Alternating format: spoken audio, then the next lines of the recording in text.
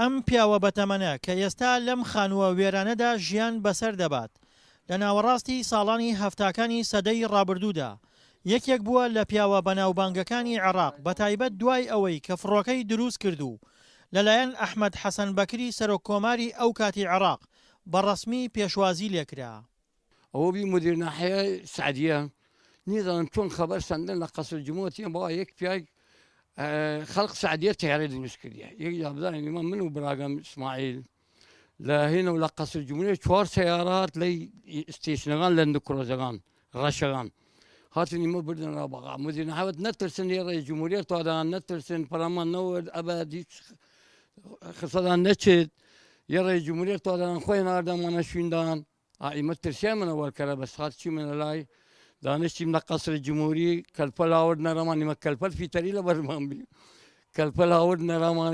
لە هەمووان سەناومان کرد قاتی دانەفیمان. سامی سابر ئاماژە بەوە دەکات تیمێکی ئەڵمانی بۆ پشکنینی فڕۆکەکەی ساڵی 1975 سەردانیان کردووە بەتایبەت دوای ئەوەی کە فڕۆکەکەی بۆ ماوەی 4 کاتژمێر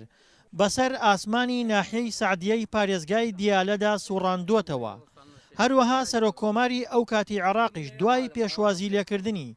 بڕێکی زۆر پارە و ئۆتۆمبیلێکی پێداوە. ئەڵمانیەکان هاتن فحص تەیارەکردن وەتی چۆن عەرەب ئەی کارە کردوتم بەوە من عەرەب نیم من کوردم و دوآخر مدير رئيس الجمهورية لما برسي وتتبال كم عشرتي وتنبا والله عراقي أنا ابن الرافدين وعربية وتمبي وابن أنت من يا عشيرة وتم والله ابن العراق نوت مبي نوها نكرد من عرب بس أنا خبيران مترجمة قال أنا وات عرب شون كده يتعري أي ماكينة فوق سو عقنا خوين سعرية خاص لبوان شون يوجه رعد كذي نمر لدى نهاية وتم والله في دايب ومنيما همون رجي كأنه كافي من قلبه والدروسية كيما يجاتر طيارني من قدر 600 متر 400 متر بالا قريب من داوزي من هوا فعسيا كرن دي آخر خبراء ألمان قد مستر سامي قد مستر إسماعيل أواوتنا فيهم. سامی تا 2 ساڵ لەمەوبەر خاوەنی کارگە و سامانێکی زۆر بووە لە نێوان ناحیەکانی جەلەولا و سەعدیەدا بەڵام لە کاتی هاتنی داعشدا کارگە و سەروەت و سامانەکەی لەلایەن خەڵکەوە بەتاڵانی براوە و وێنەی تاڵانکردنی کارگەکەشی ئەرشیف کردووە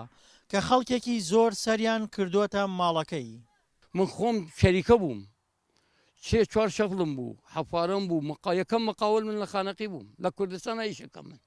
هەموو ئیشم لە کوردستانە خانەقین کای ڕێگەی کەلار کواناوە لە جادەیە حیسنای خۆم ئیشە کردمە گرێ دەرەگانم مەکینامی سە هیچم نەما.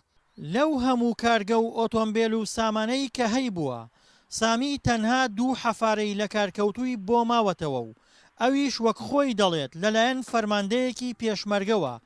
ڕێگری کراوە لەوەی کە لەلایەن خەڵکەوە بەتاڵانی ببرێن. دڵشاد ئەنوەر دەنگی ئەمریکا پارێزگای کەرکووک.